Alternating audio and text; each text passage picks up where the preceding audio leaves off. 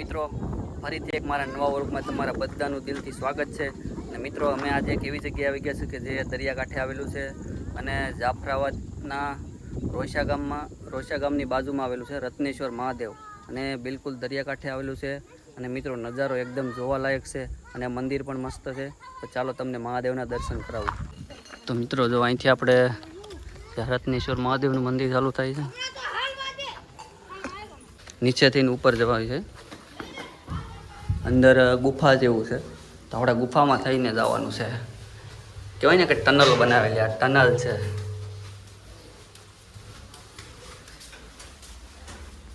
તો મિત્રો આ મહાદેવ એકદમ ગુફામાં આવેલા છે, અને જો તમે મહાદેવના દર્શન કરી લો.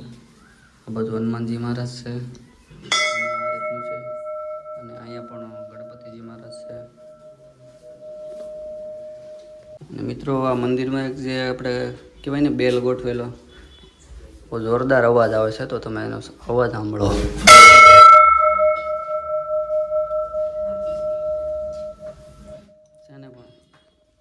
બહાર નીકળતા જ આપણે કાળ ભૈરવ દાદાનું મંદિર છે, એના પણ દર્શન કરી લો. અને મિત્રો આ રીતનું મંદિર છે, નાનું એકડું એવું જ છે, પણ એટલે આજુબાજુ ગામડામાં બહુ પ્રખ્યાત મંદિર છે. ને હવે આપણે જવાનું છે દરિયાકાંઠે, કારણ કે દરિયો તો બધાએ જોયો જ હોય, પણ તમે જે જગ્યાએ જાઓ બધી અમુક જગ્યાઓ ઉપર આપણે દરિયો અલગ જ હોય છે. તો પણ અહીંયા આજે રત્નેશ્વર મહાદેવ છે, તો પણ અહીંનો દરિયો પણ કંઈક અલગ જ છે. તો ચાલો હું તમને હવે દરિયો દેખાડું.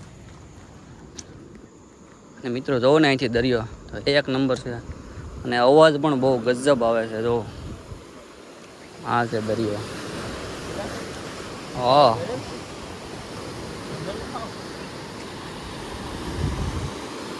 એને પણ કાંઈ ઘટે નહીં એવું. ને મિત્રો ભેખડ પણ બહુ ઊંચી છે, અને અહીંથી કંઈક દરિયાનો નજારો આ રીતનો કંઈક આવે છે.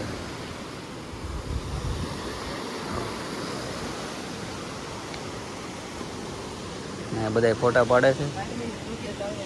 કેમ લાગે દરિયો જોઈને તમને? હે, તમે જ્યાં જોવો ને ત્યાં બધે દરિયો અલગ અલગ રીતનો જ હોય છે. પછી અહીંથી તમે દીવ જાઓ તો દીવે પણ દરિયો અલગ બતાવે છે, કારણ કે બધે પાણી અલગ અલગ હોય છે, અલગ અલગ પાણીનો કલર હોય છે. અને અહીંયા પણ અલગ છે, આ રીતનું છે. અને આ પાછળનો નજારો પણ કંઈક આ રીતનો છે. અને આ મિત્રો અમારે યારે બધા આવેલા છે, ફોટા પાડે છે. અને હવે જવાનું છે આપણે નીચે, ભેખડ તમને બતાવું. જો મિત્રો આપણે આવી ગયા છીએ હવે દરિયામાં, થોડુંક જોવા માટે કે દરિયાની બાજુથી કેવો લાગે છે, મજા આવે. અને તમે મોજા તો જો કેવા આવે છે, એક નંબર, કાંઈ ઘટે નહીં. હો, તો માણસો પણ આવેલા છે. હા હા, ને આપણે એમ લાગે આગળ ખેંચી જાય મિત્રો, એ રીતનું છે. અને મિત્રો હવે અમે ઉપડ્યા છીએ ભેખડમાં. ભેખડની અંદર થઈ આમ જોવો તમે, ખાલી ભેખડ તો જોવો. એમ થાય કે આ પાણો પીડ્યો હોય તો આ માથું તોડી નાખે. જોવો તો ખરા, બધી બાજુ ભેખડ હશે. ઉપર જો અહીંયા કબૂતરા બેઠા છે, અને આ મિત્રો છે ને પાણી કાપતું જ જાય છે. જો આખો પાણો કાપી જ નાખે એવું પાણી આવે છે. અને આમાં હાલવામાં થોડુંક ધ્યાન રાખવું પડે, કારણ કે આમાં પડ્યા હોય ને તો વાગી જાય. થોડું પાણી ઉડે છે મિત્રો, જોઈએ હવે કેટલું પાણી ઉડે. જો હવે આવે છે. હો,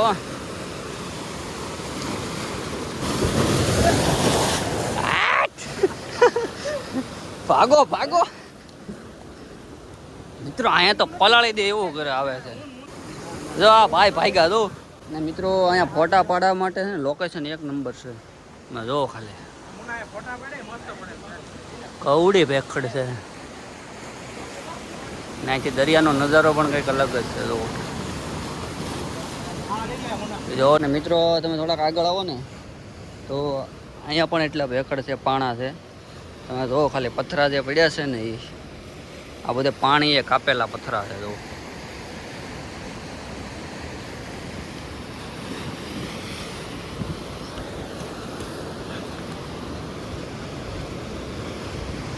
જો તમે પથરા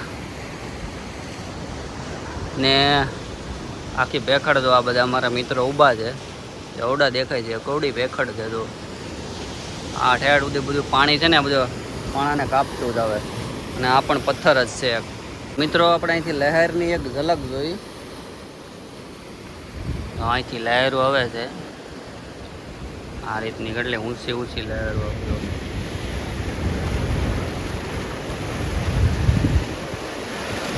અહીંથી માંડીને ઠેડ આમ ઊંચું ને આ બાજુ તો અંદર તો બહુ જ વધારે પાણી આવે છે તો શું છે ભાઈ હા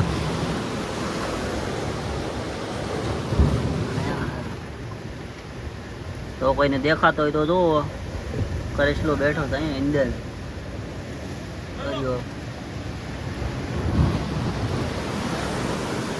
જો મિત્રો આ છે કૈસલાનું નાનું વર્ઝન છે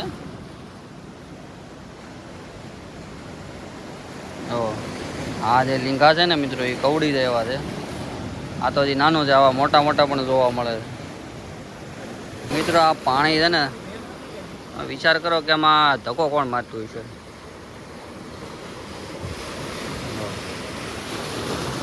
મૂકી દો અહીં મૂકી દો જો મિત્રો જો ભાઈ ગયો હવે સીધો અંદર જ વ્યૂ થાય તો બીજો ને એમાં પણ બધે ગોતો ને તો મળે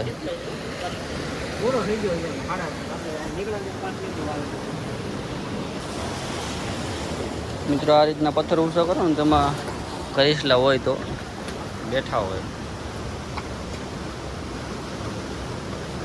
આમાં તો હોય તો ભાગ્ય હોય નહીં તો આ ભેખડ છે ઊંડી ને પાણી તો મોટું મોજું આવે છે તમે અહીંયા આવીને નાનું થઈ જાય પણ અહીંથી કવડું થઈ જાય છે ને મિત્રો અડધે ઉધે પાણી આવી જાય તો મિત્રો અમે હવે દરિયા બે ને થાકી ગયા સાંજ પડી ગઈ છે સાંજ પડી ગઈ છે અને હવે જઈએ છીએ અમે ઘેરે ને મિત્રો આ તમને એક વસ્તુ બતાવું છું અહીંયા દરિયા કાંઠે છે ને આવું બધું ઉતાર કરેલું અને સબિયું ને આ તે દરિયા કાંઠે છે ને મિત્રો આવું બધું પડ્યું જ હોય જો આ દશામાના વ્રતની ચોપડી જ્યાં જોવો ને ત્યાં પછી આ નીકળી સબિયું છે ઠેઠ સુધી એમ સડતા જાય ને ત્યાં સુધી છે નહીં જ નવું બધું મૂકી જાય શરણ પગલા ને હવે આવી ગયા છીએ અમે ઉપર તો મિત્રો અમે જઈએ છીએ એવા ઘેરે જો તમને વિડીયો પસંદ આવે તો લાઈક શેર અને સબસ્ક્રાઈબ કરી દેજો અને મળશું આવતા નવા વ્લોગમાં ત્યાં સુધી બધાને જય શ્રી રામ.